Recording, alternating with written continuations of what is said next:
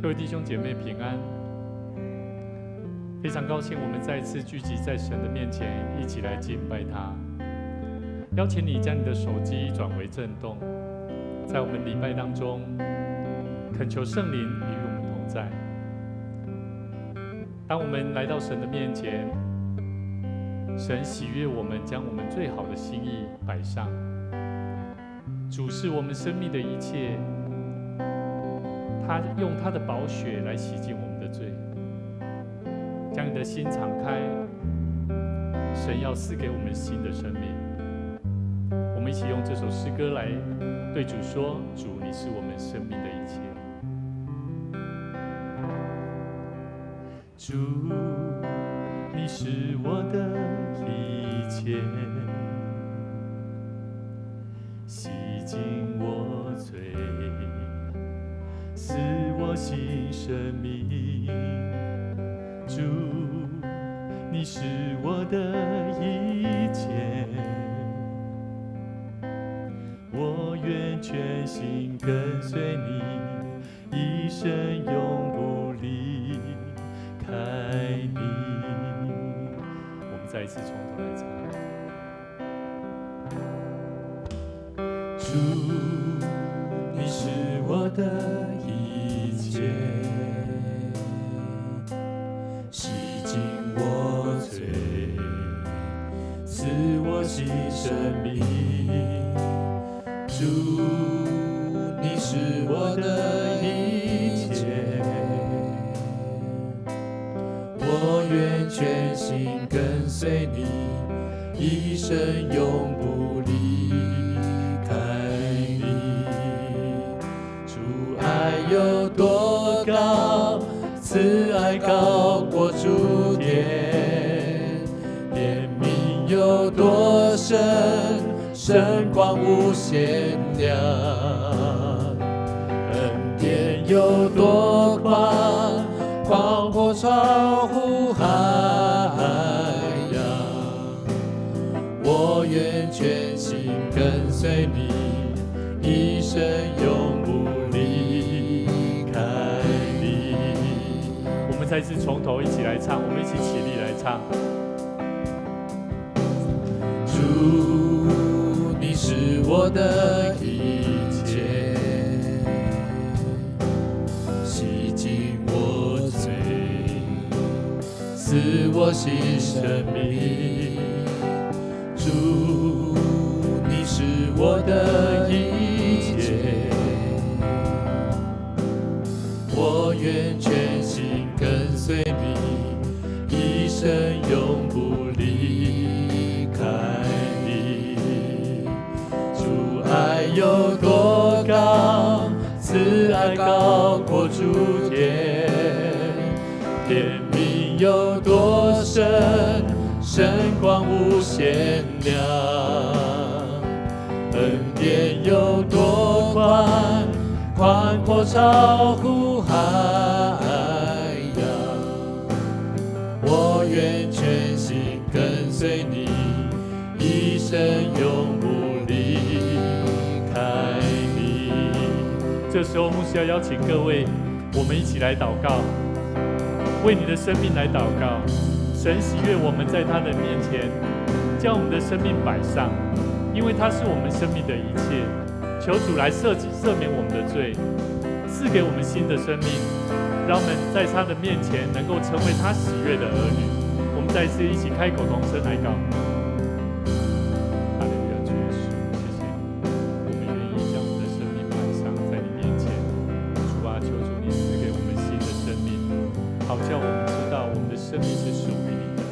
主啊，我们愿意跟随你，我们愿意将我们的生命交在主的面前，一生能够永不离开你，因为你是恩典的宝座的神，你是赏赐我们福气的主。主啊，我们谢谢你，用你宝贵的爱来爱我们。谢谢你，我们来到神的面前，求主你再次洁净我们的罪，好叫我们得着那新的生命。谢谢主，感谢祷告，奉主的耶稣圣名。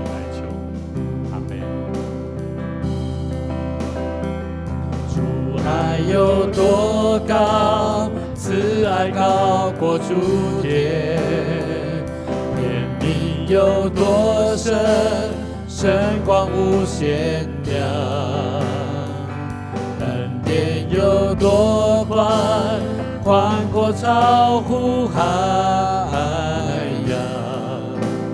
我愿全心跟随你，一生永不离开你。我们再次对主说：爱有多高，慈爱高过诸天。是的，他的怜悯有多深，深广无限量。恩典有多宽，宽阔超乎海洋。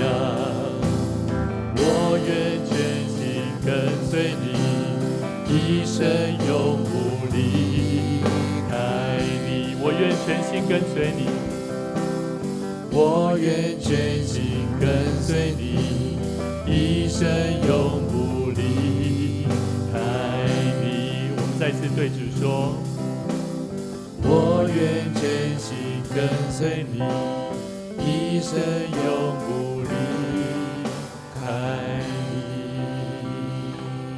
主啊，谢谢你，感谢你让我们成为生命当中的最好的救主，洗净我们的罪，让我们得着新的生命。主啊，谢谢你，因为我们是个罪人，我们以我们自己的事情更为重要。主啊，怜悯我们，好叫我们的生命能够再一次学习在你的面前来顺服你。主耶稣，我们谢谢你，因为你是我们生命中的一切。祷告奉主耶稣圣名来求，阿们。跟你旁边的弟兄姐妹说，神是你生命的一切。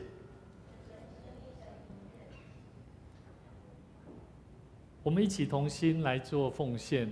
基督徒，我们一起用奉献来回应我们对上帝的感动以及回应，让神来亲自继续来保守带领我们，赐福我们，也祝福我们的生活，祝福我们的道路。我们一起起立，如果你不方便的，你可以就坐。我们一起起立来唱奉献的诗歌。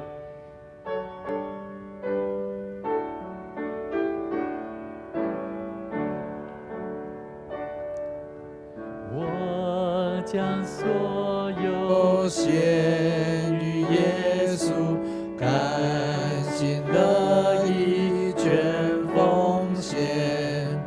我要时常爱主靠主，天天活在主面前，全所有奉献，全所有奉献，献给爱我尊贵救主，全所有奉献。请坐。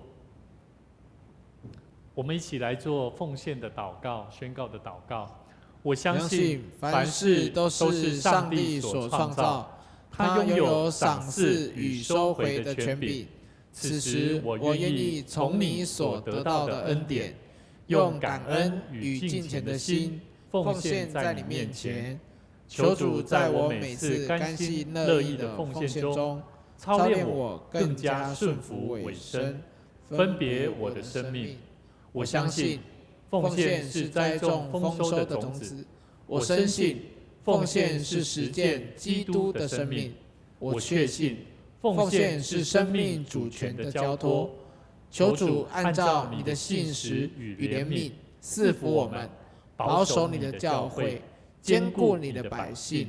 奉主耶稣基督的名来求，阿们。各位弟兄姐妹，大家平安。很高兴我们再次聚集，一起来领受神的话语。我们今天要一起来分享一个重要的主题，继续我们最后一讲，就是有关我们要如何来了解上帝造我们人的目的，就是要用你的生命来荣耀神。我们在前几个礼拜，我们了解到，人活在上帝所造的世界里面，我们必须要活出上帝造我们的目的，而我们的心里必须要先有基本的态度，叫做你的心啊，要先成为上帝啊，这个声音音量再小一点。人的生命要成为上帝居所的地方，什么意思？就是你的生命不是这个信仰不是单纯你自己过你自己的生活，你自己在相信就好，也不是说啊我来信了就好，那是一种你如何让神让上帝进到你的生命里面，而掌管你的生命，那么你的生命自然就会凡事都会以上帝的事为念。好，那我们讲到第二个我们讲到当你心里面有一个态度预备好。你愿意让神居住在你心中，你会发现你的生命是充满安息的。即便你有苦难，即便你有病痛，你还是依然能够勇敢的去面对你的困境。所以这是一个很重要的，一个人要了解上帝创造的目的以前，你的生命态度必须要先有做这个准备。好，所以我们谈到上次我们提到，上帝造我们的目的是为了人能够与基督一同来管理。治理上帝的国度，也就是说，上帝让我们在这世上，不是那一些好像政治人物他们管理的好就好，而是基督徒也有所谓的管理的责任。譬如说，你的家庭，你是做儿女的，你要不要做好管理的工作？俊明，你现在会年纪越来越大可是当你年纪越来越大的时候，你会发现，好像原先都是父母亲在管理家里的大小事情，你会开始年纪越来越大，你会开始负责在家里面你要做一些管理，做什么管理？注意爸爸妈妈的身体健康，甚至有些时候你要帮他们洗衣服。那我们在工作里面要不要？我们在工作里面也是一样，我们是要试着在我们的工作里面如何扮演好我是做一个上帝儿女的角色。所以，不管你是在家里，或者是在工作，或者是在你跟人的关系上面，我们每一个人都有责任，必须要管理上帝让我们在这世上的国度，我们怎么在做管理？而我们不是用世界的角度在看待管理的事情。譬如说，有些人他管理比较好，他比较有能力，我们就交给他来做，这个是用世界观的角度在看。所以基督徒，我们上一次提到，上帝的国度不是单纯上帝在管理，而是每一个信主的人都有责任，必须要负起管理跟治理的责任。所以我们上次有提到，以赛亚书43章18节到21节，耶和华如此说：你们不要纪念从前的事，也不要思想古时的事。他说：看啊，先知说我要做一件新事。这个我是谁？是上帝。上帝要做一件新事，如今要发现，你们岂不知道吗？所以以赛亚先知他告诉以色列百姓，告诉他们，上帝要对你们做一件新事哦，你们不要再回想，不要再纪念，不要再纪念以前的事情。上帝要在你们面前，在旷野要开道路，在沙漠开江河，野地的走兽必尊重我，野狗和鸵鸟也必如此，因我使旷野有水，使沙漠有河，好赐给我的百姓，我的选民喝。这百姓是我为自己所造的，好述说我的美德。所以，上次我们提到，上帝透过以赛亚先知，明确的告诉以色列百姓，我们必须要明白，上帝在我们生命当中一直在做新事啊。所以，跟你旁边的不管是家人、朋友，跟你前后左右的朋友，跟他讲说，上帝要在你生命当中做新事，上帝要在你生命当中做新事。感谢主，我们今天也有一个小 baby 他叫什么名字？沐晨哇，感谢主，沐是沐浴的沐嘛哇，感谢主，跟我们的女儿一样我跟那个秀华姐的孩子也叫沐晨感谢主。沐晨，上帝要祝福你哇！爸爸妈妈小时候就把你带到教会来，这是非常受祝福的。感谢主我们在神的面前，神要让我们知道，我们在上帝的国度的世界里面，我们要显明上帝的国度是透过我们是他的百姓，所以我们要明白，人与基督一同管理上帝的国度，不是基督在救这个世界，然后我们就完全都是在祷告当中，主啊，求你改变这个世界，上帝啊，求你怎么做，而我们都没有责任。基督徒不是做这样的基督徒，基督徒，上帝造我们的目的，我们是借着基督造的，对不对？我们也是为了基督造的，而且我们还要靠主耶稣基督站立得稳，对不对？所以我们之前在哥罗西书里面谈到这个很重要创造的概念。所以今天我们要继续来看待一个很重要，就是上帝他让我们这种新事。什么是新事？你有没有觉得这个就好像我们刚说牧尘诞生在你们的家庭里面你会觉得好像新事来了。我不再是单纯的我跟我的先生跟我的太太过的这种男女朋友的关系，而是开始生活的改变，很多新事都不断的在我的生命当中改变。中南，你开始学习打鼓，有没有？开始去上课了，你会发现，原来鼓还有很多新事出来，对不对？很多对我在服事上有一些新的创意。上帝让我们生命里面有很多新事，期待我们要做什么？要做什么？最后那一句话：这百姓是我为自己所造的。注意好述说我的美德啦。所以跟你旁边的朋友说你要好好为主做见证。你要好好为主做见证。所以我非常期待，我时常告诉我的孩子，我说，你们在家里面，你们有没有去到学校会跟你的同学介绍你在教会生活，介绍你的家就是教会，介绍你的爸爸就是牧师？他说：爸爸，有啊，我们会去介绍啊。那我说，那可是你的朋友好像都不会跟你来他说，因为我在学校好像都不小心都会打人家。你就说，你就会知道说，有些时候我们要去跟人家分享，要跟人家介绍的时候，你一定要先做好嘛，对不对？所以我时常跟我的孩子讲，我们是要清楚知道你是上帝的孩子。当你要生气以前，你一定要知道你的生命是为主而活的，不要随随便便生气打人。所以跟你旁边的人说你要好好慎重你的行为，管理你的行为。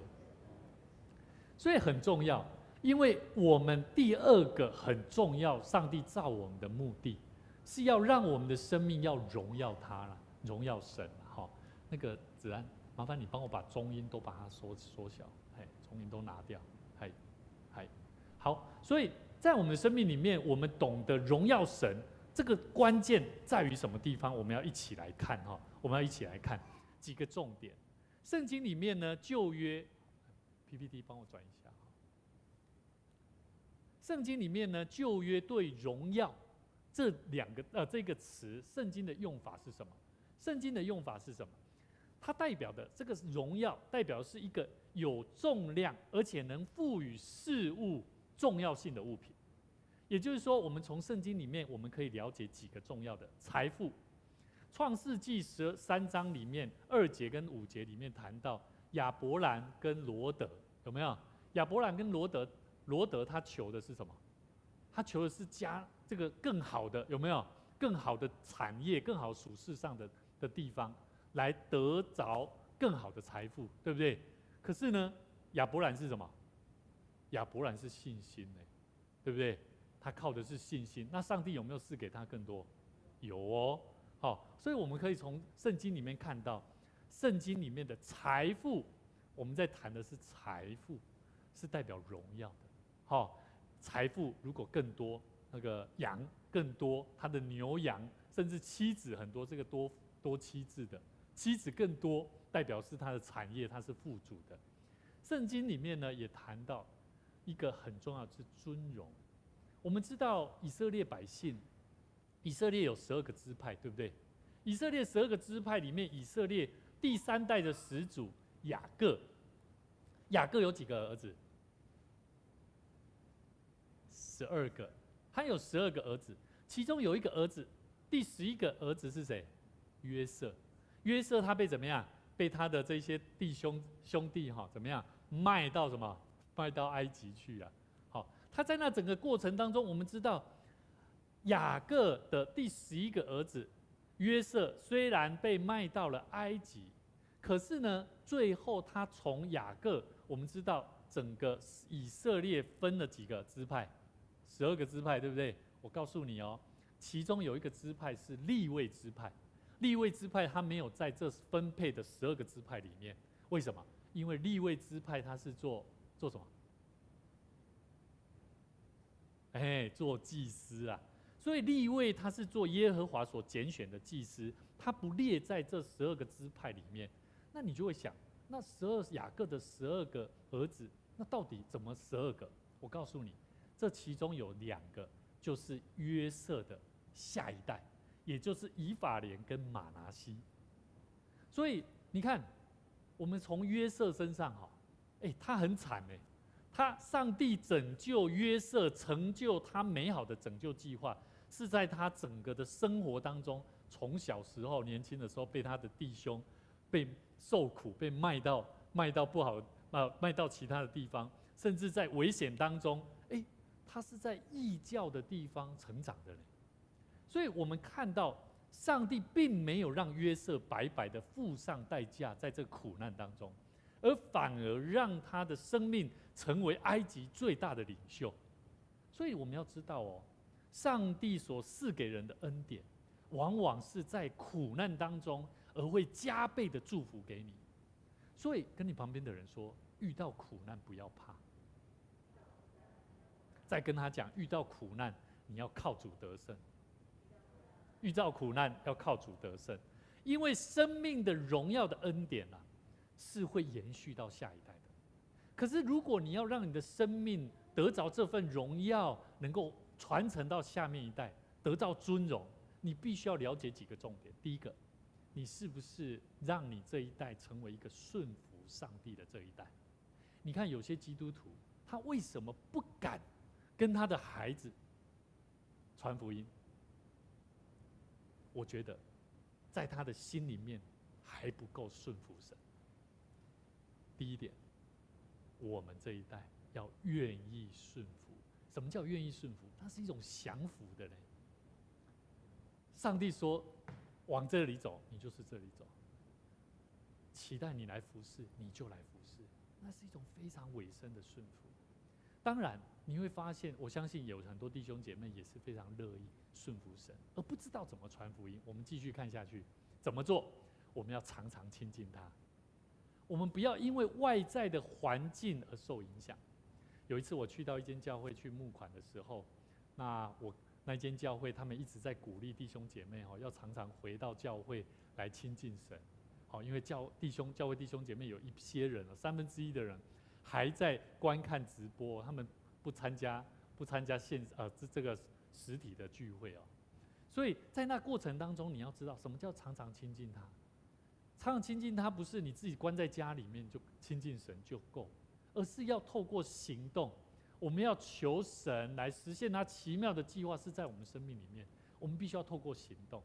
所以我非常感谢神上帝也非常感动这个带领这个俊民是子安在当兵的同梯的朋友，对不对？对不对？然后你也认识了他，然后子安也时常在跟你分享，然后跟你做好朋友，有机会甚至把你带到教会来。所以我觉得很重要，要时常愿意顺服。我相信子安他绝对是一个顺服上帝的人。我们也相信，当你愿意常常亲近他的时候，神要在你生命当中带来极大的祝福，就像约瑟一样。所以我们会知道，我们刚刚讲到这个以法莲跟玛拿西有没有？他们是约瑟的儿子，他们竟然可以列在这个12支派里面的2个支派。也就是说，约瑟有没有蒙福？有他是蒙福的，甚至他是在苦难当中得着蒙福的。所以我们要知道，他的下一代会不会蒙福？会。所以你有没有期待你的下一代蒙福啊？有没有？有。所以感谢主，今天也非常欢迎我们2位新朋友。你们把孩子带来，牧师再稍微做个见证那个妈妈她打电话说，牧师，你们有几个人？我说不好意思，我就跟他讲说那我们敬拜上帝不用看人。他说牧师不是啦，是我怕我的孩子还小，10个多月，怕会影响大家。我说哦，不好意思，不好意思。其实我觉得这个家庭，你们这个家庭是有神的感动，期待能够在孩子还小的时候，你们自己本身对上帝就有一份委身顺服的心意。所以我们要知道，我们要把信仰带到下一代，它不仅会帮助我们更多明白聆听到神的声音。我觉得现在有很多人没有办法带给下一代，是为什么原因？为什么我会说第一点很重要？顺服上帝。你们知道顺服上帝的人有些时候他在家里面对孩子，他不知道怎么解决跟孩子关系的问题。有没有遇过？有啊，他不知道怎么带他的孩子啊。我告诉你，只要你有办法好好的顺服神，神会赐给你智慧，而且他会帮助你，让你知道怎么去教导你的孩子。所以各位弟兄姐妹，我们要了解，谦卑聆听上帝宝贵的话语。只要你有这份心，我相信，即使你的孩子长大了，即使你的孩子他会叛逆，你都会知道怎么教导他该顺服神。所以各位弟兄姐妹，最后一点很重要，在主耶稣基督里面，我们领受圣灵，使我们在做的一切都能够合乎所蒙召的恩典。神喜悦我们，期待我们，让我们知道生命荣耀的恩典是可以延续到下一代的。所以我们从圣经里面，你从旧约，你就会了解到，这些财富如果没有顺服神的，几乎会怎么样？神会不会把这些财富夺走？你看约伯也是啊，上帝也是让我们看见，他跟魔鬼上帝跟撒旦怎么样做了一笔交易？有没有考验他的百姓，考验他的儿女有没有那种使命？他把所有的世上的所有产业都拿走，他依然怎么样？约伯说什么？从过去曾经风闻有你，现今我怎么样？亲眼见你。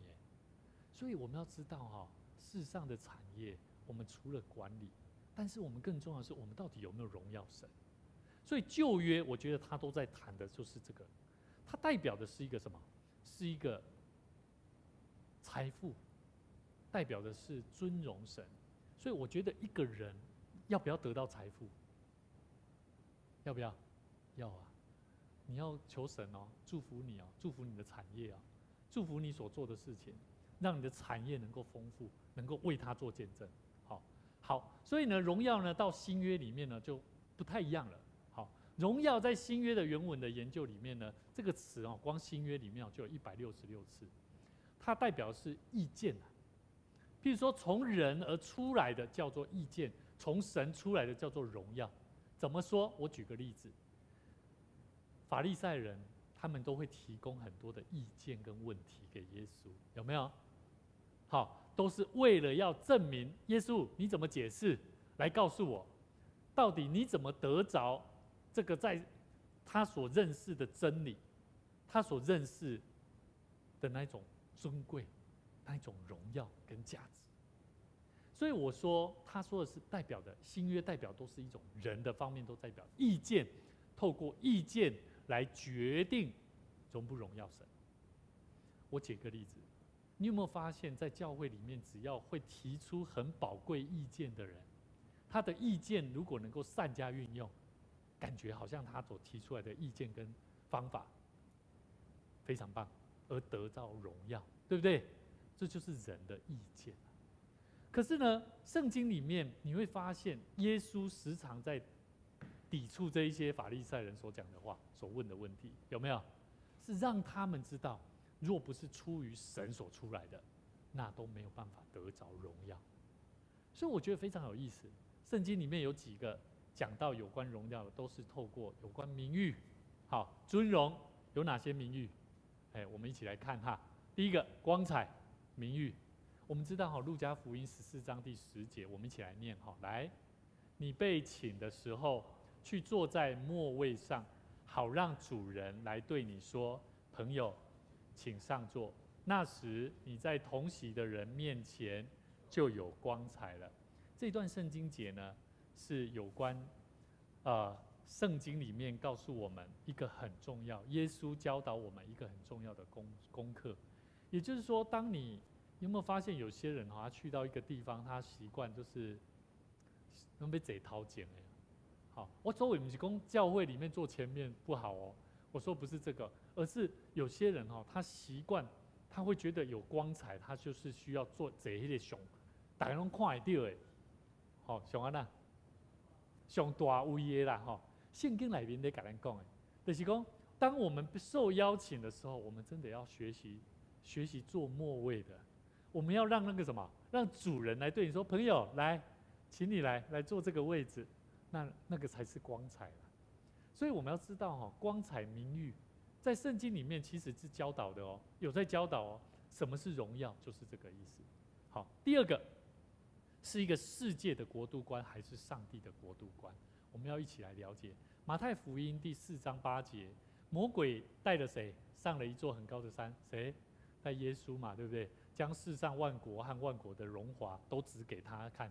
好，然后就对着他说，你若俯伏拜我，我就把一切赐给你了。这难道不就是要求荣耀吗？对不对？好，撒旦看的是世上的荣耀嘛，对不对？所以他就对耶稣讲啊，如果你拜我，我就把这所有的一切都赐给你。可是耶稣对他说什么？耶稣说，撒旦退去，单单要敬拜上帝，单单侍奉他。所以我觉得在世上你可以学习很多的才能，但是如果你没有办法委身顺服神来服侍他，那个才能很有可能会变成你自己的荣耀，那没有办法彰显神的荣耀。所以各位弟兄姐妹，在我们生命里面，神也透过耶稣基督在告诉我们，我们要学习做一个像反照的反应。譬如说，我们的生命有没有像耶稣基督一样？你的生命有没有像耶稣基督有什么能力啊？你觉得耶稣有什么能力？至少要有爱嘛，对不对？有怜悯人的心嘛，还有没有？照顾贫穷的人，还有什么？想看看？我觉得有一点大家比较不敢讲，行神迹，对不对？神迹奇事，我觉得每一个基督徒生活当中都需要去经历，经历什么叫做神迹。所以牧师之前有跟大家分享，我到后来从来都不会去想说，原来我停车也都是每天都是经历神的神迹。我现在真的就算我好像稍微等个1-2分钟，我都依然心中都放着祷告，说神啊，你的神迹在我生命当中即将要展开，我就等个1-2分钟就有，真的都是如此，没有一次是有 delay 的。所以我相信我们的生命有一种反照，有一种像，我们要知道为什么我们没有办法。罗马书3章23节，因为世人都犯了罪，亏缺了上帝的荣耀。我们要知道这个反照是什么？基督徒，你的生命有没有办法能够回应神啊？我们说回应神实际上就是说你有没有办法荣耀神？你觉得你的生命有没有荣耀神？我简单这样讲，我们大部分很少在讲这个。你的生命有没有荣耀主啊？如果你听到牧师跟你讲说你的生命有没有荣耀主的时候，你就会开始检视了。我这个礼拜做了什么？有没有？对呀。可是我们平时为什么我们不会想？第一个，世人都犯了罪。我们不想的原因是因为我们时常在罪当中，忽略了我们生命是应该要反照出上帝的形象。所以各位弟兄姐妹，我在带我的孩子，我时常在想，我的孩子有没有像我一样？有没有像我教他的？他去到学校有没有学习像爸爸一样？所以各位弟兄姐妹，我们要了解，在我们生命里面，我们要知道为什么我们没有办法荣耀神，因为我们亏缺了神的荣耀。那么我们就在想，上帝本身有需要我们来荣耀他吗？你有没有想过这个问题？到底这是什么问题啊？第二个，上帝本身不就是一个荣耀的神吗？为什么还要我们去荣耀他？第三个，为什么还要努力的去荣耀他呢？你有没有想过这个问题？当我们要讲荣耀神，那我们就要去想这几个问题。我现在要再问各位几个重要问题。我们要知道以赛亚书43章7节，我们一起来读左手边左手边，就是凡称为我名下的人，是我为自己的荣耀创造的，是我所造成的，所造作的。有没有清楚？我再讲一次凡称为我名下的人，我们是不是他的儿女？对吗？我们都说我们是上帝的儿女，对不对？我们要知道是上帝为自己的荣耀创造的也就是说，我们每一个基督徒是必须要荣耀神的。所以这样懂了吗？懂了吗？我们要知道，我们上帝造我们的目的，第二个重点就是我们要荣耀他。这样子你就会明白，为什么我们要为主做见证，为什么我们生命要改变、要重生，为什么我们的生命要因为主耶稣基督，我们要时常认罪悔改，因为我们的生命到底有没有荣耀神？你不喜乐，不要想说不喜乐、不开心不重要呢。我刚刚要下来的时候，那个中南就有遇到我跟牧师娘因为我就说牧师娘你要赶快煮饭了，然后我就很急，急的过程中我就看到牧师娘有点好像心情不太好，然后突然间我装完水不小心那个水又整个倒出来。牧师有时常分享过，只要每一次我跟牧师娘只要发生有一些不 OK 的事情就会发生大问题，就是小问题也都会让我看见。真的中南就当下就看到，因为这种事情我平常不会这样，我那个水壶装好，然后也没有盖，我有盖起来，但是没有把它锁紧，然后我就心里面就一直在惦记着牧师娘，你为什么不赶快煮饭呢？为什么你不赶快怎么做呢？你如果把它做好，你是能够让你的先生可以做很好的事情啊，你为什么不做呢？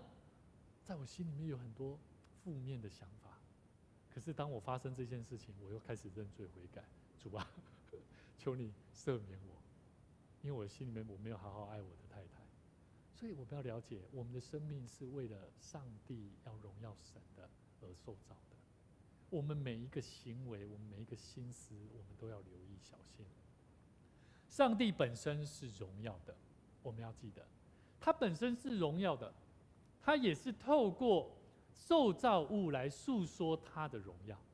所以我们要时常去讲，时常去分享，告诉我们的弟兄姐妹，分享给我们弟兄姐妹，让他明白我们的生命要荣耀神。诗篇第19篇第1节，我们一起来读第左手边，诸天述说上帝的荣耀，穹苍传扬他的手段。所以我们可以从这边看到上帝的荣耀。其实天上就是说天上的天使天君，不管是什么神，都是会诉说上帝的荣耀。穹苍就是世上的所有他的受造物，都在传扬他的手段。所以我们要明白，我觉得这个不要说手段了，你看台语你也看有穹苍天宣布上帝的荣耀，也就是天使宣布上帝的荣耀。穹苍就是世上的所有的创造物都是传扬他的作为。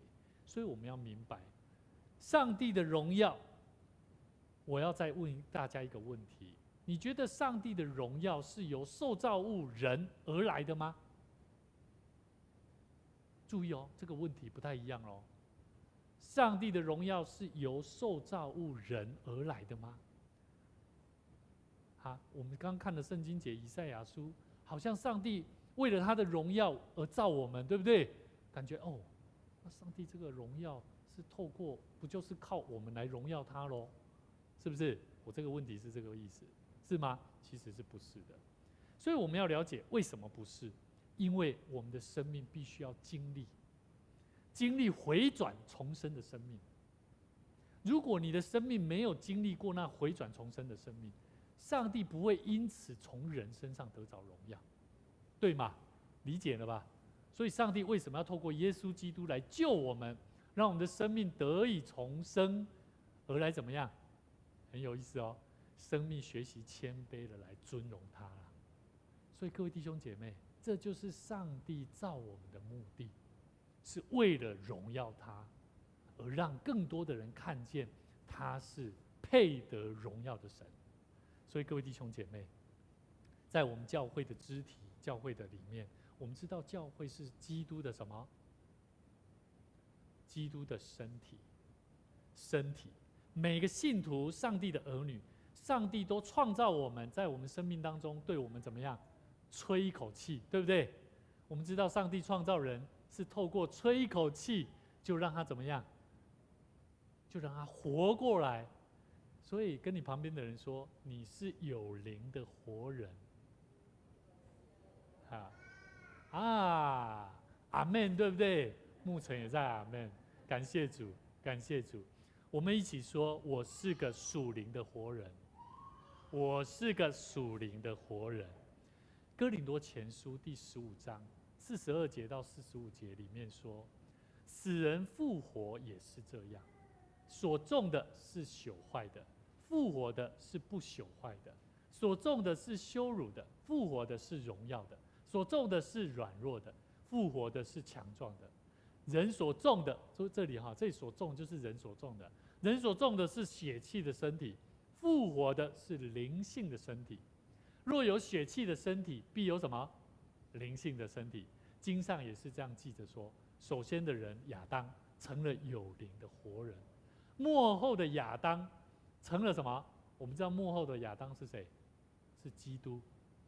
末后的亚当是叫人活的灵。这样懂了吗？所以我要记得哦，再怎么样，我们都要做一个有灵的活人。我们要清楚这是前提呀。可是当人犯罪之后，会失去怎么样做一个有灵的活人，对吗？所以我们必须要透过耶稣基督。所以为什么说末后的亚当成了叫人活的灵？所以各位弟兄姐妹，我们要明白，在我们的生命里面，上帝，我们都是作为上帝所造的人类。他的儿女，我们需要先成为有灵的活人。有灵的活人，也就是做属灵的器皿。好，不要做属世上的器皿。你喜欢看电视，每次看电视都看了很久，还要甚至追剧追了一次都要把它全部看完。但是你有没有灵修？有没有在祷告？对不对？好，你本身早上可以早一点起床。你不用每次来聚会的时候都会迟到，对不对？这个都是值得我们要去学习的。人是属神的器皿，我们要知道我们就是属灵的器皿。我们这个属灵的器皿，神是透过人而将他内在的荣耀表明出来。所以你这个人啊，你不能活在这个世上，用世上的角度在做神的工作。跟你旁边的人说，你不要用世上的角度在看待神的工作。不要用世上的角度看待上帝的工作。所以我们要知道，人有不完美，人有许多不足跟软弱，但是透过上帝的怜悯，我们依然可以成为上帝所预备要毁灭的器皿来荣耀他。我再讲一次哦，人有不完美，有许多的不足、难处、软弱。你有没有发现，有些基督徒他会认为他非常软弱，他不配、不值得让上帝来使用？有没有听过？有人是这样的，特别是老年人，特别身体有疾病的人。可是我们要一起来看一段圣经节，罗马书9章20节到24节说：你这个人啊，你是谁，竟敢向上帝抢嘴呢？受造之物岂能对造他的说：你为什么这样造我？窑匠难道没有权柄从一团泥拿一块，把它做成贵重的器皿，又拿一块把它做成卑贱的器皿吗？倘若上帝要显明他的愤怒，彰显他的全能，就会多多忍耐，宽容那可怒、预备遭毁灭的器皿。这个很有意思哦。上帝要显明他的愤怒，彰显他的全能哦。他是透过忍耐、宽容那个本来就要毁灭的人。所以我们要了解23节他说，又将他丰富的荣耀彰显在那蒙怜悯、早就预备得荣耀的器皿上。所以我觉得22节跟23节，看你怎么看。有些人看到22节都会认为说，这个上帝真讨厌，偏偏把我造成那个卑贱的器皿。好像每次我做什么事情都在让他生气，为了要彰显他的荣耀。这个上帝好自私哦，他是这样解释的。可是我觉得不对，我觉得我们应该要看待是23节，他要将他丰富的荣耀彰显在那蒙怜悯、早就预备好得荣耀的器皿上。你要知道，即便你是一个卑贱的器皿，21节，即便你是把你造成就像一个卑贱的器皿，不太 OK， 但是你依然要预备好得着上帝的荣耀的器皿。这就是23节的意思。所以24节说什么？这器皿就是我们被上帝所造的，不但是从犹太人中，也是从哪里？外邦人中。这有什么不可以呢？所以你要了解哦，不是所有基督徒在教会的人、出入教会的人就是得救的哦。我们要往外去对外邦人、不认识主的人传福音，不要认为你这个你已经得着了很多很丰富，然后你忽略了那一些需要的人。所以各位弟兄姐妹，既然上帝是爱，你要时常去想你有没有爱；既然上帝是圣洁，你有没有分别为圣的生命在你里头？你知道上帝是公义，你要了解上帝是行公义的神。在你的生活当中，你是否也常常因为新闻、社会媒体而成为一个也不讲道理、也不讲证据在看待现在的社会？牧师要教导各位，我们现在看新闻节目，真的要小心，有很多人透过媒体在传播不正当的行为，不讲证据的，不讲证据的，而就随便的就污蔑人，你就一看就看得出来，你听也听得出来。所以求神怜悯我们，让我们做一个公义正直的基督徒。基督徒一个人的生命当中，我们要学习罗马书3章9到12节这样说：犹太人和希腊人都在罪恶之下，就如经上所记，没有一人，连一个也没有。因为没有明白的，也没有寻求上帝的，都是偏离正路，一同变为无用，没路用啊！没有行善的，连一个也没有，因为他们怎么样？因为他们都犯罪，因为罪嘛，对不对？所以你要知道他们的罪怎么来。11节写什么？没有明白，也没有寻求上帝。所以各位弟兄姐妹，我们要了解人为什么会偏离正路，变为没路用？因为他们没有好好去明白神的真理。求神怜悯我们，帮助我们。我们要了解圣经罗马书3章23节，因为世人都犯了罪，亏缺了上帝的荣耀。我们要明白我们的罪，而导致让我们不愿意做一个荣耀上帝的人的基督徒。求主怜悯我们，求主帮助我们，赐给我们力量，帮助我们在圣经里面时常教导我们。罪，希伯来文有7个意思，其中有一个很重要的，就是什么？没有达到目的。罪，希伯来文有7个意思，但是其中有一个最重要，就是没有达到目的。所以你不要跟我讲，牧师，我也没有做什么伤天害理的事。圣经里面在讲罪，是因为人没有达到目的。没有达到什么目的？我刚刚有讲到上帝的爱、圣洁、分别为圣，还有什么？公义跟正直。有很多东西我们都看得出来，我们的生命有没有活出达到目的，达到上帝要我们达到的目的？这就是上帝造我们的目的。我们知道上帝造我们的目的就是要荣耀他。求神帮助我们，让我们学习做一个属灵的器皿，是能够发光的，而且是能够真正彰显神的荣耀，将荣耀归给我们的上帝。马太福音第5章15节到16节，我们一起来读哈。好，来，我们一起来读。来，人点灯不放在斗底下，是放在灯台上，就照亮一家的人。你们的光也当这样照在人前，叫他们看见你们的好行为，便将荣耀归给你们在天上的父了。很有意思，对不对？所以为什么现在很多基督徒都不喜欢将荣耀归给神？他觉得他自己的很有特质，很有影响力，可是他都不想要去帮助人，也不太会去让人家知道。好，大部分是因为什么？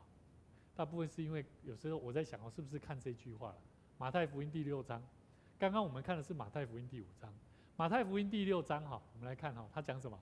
你们要谨慎，不可故意在人面前表现虔诚，叫他们看见。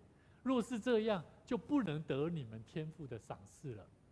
所以你们施舍的时候，不可以叫人在你面前吹号，像那假冒为善的人在会堂里和街道上所做的，故意要得人的称赞。我实在告诉你们，他们已经得了他们的赏赐。你施舍的时候，不要让左手知道右手所做的，好使你们隐秘的施舍，你父在隐秘中查看，必然赏赐你。就是这一段话，很多基督徒觉得，我们不可以把这个生命的荣耀好像彰显出来，因为马太福音第6章有这样讲。我要告诉你，马太福音第6章是在讲什么？它是记载在如何祷告的前面的一段圣经节。这一段话第6章是如何祷告以前，这是在讲的是与上帝的关系啦。你跟上帝的关系是虔诚的关系，你不必要在人的面前怎么样表现说我多么虔诚，他在指的是这个意思。可是第5章在讲的是什么？第5章在讲的是人在人的面前，我们是要做光做盐的生命，这样懂了吗？这是不一样的。所以当我们在看待我们的生命要怎么荣耀神，我们一定要明白我们是站在什么角度来看见神所在我们生命当中所要教导我们的功课。求主帮助我们，期待我们的生命能够不断的为主做光做盐，来荣耀神。我们一起同心来祷告。天父上帝，我们满心感谢你，带领我们一起来领受神你真理的话语。主啊，你教导我们，让我们的生命要学习尊荣神，因为你是配得我们荣耀的神。你造我们的目的，为的就是要让我们的生命能够来荣耀神，为主你做美好的见证。因为你是施恩典怜悯的神，我们要将荣耀归给神。因为你赐给我们能力，也教导我们如何在教会、在社会上、在我们的工作、在我们的家庭，甚至在我们的社会合场上面，能够为主你做智慧的基督徒。求主你赐给我们智慧，好叫我们所面对的挑战能够一一的突破，为主你做美好的见证。求主你帮助我们，让我们有好的品格，教导我们下一代能够做一个美好的基督徒，做一个好的父母亲，也让我们的社会，让我们的教会能够因为我们而得以刚强。谢谢主，我们再一次也将今天来到我们当中的新朋友祝福他们，特别他们的孩子在成长的路上需要神你的话语，需要神你的恩典跟保守，赐给他能力，赐给牧尘，让他有从主你而来的恩膏高抹在他的生命当中。我们也恳求神赐给他们的父母亲有从主你而来的感动跟扶持，时常用圣经的话语，时常用神感动的祷告来带领陪伴牧尘平安长大。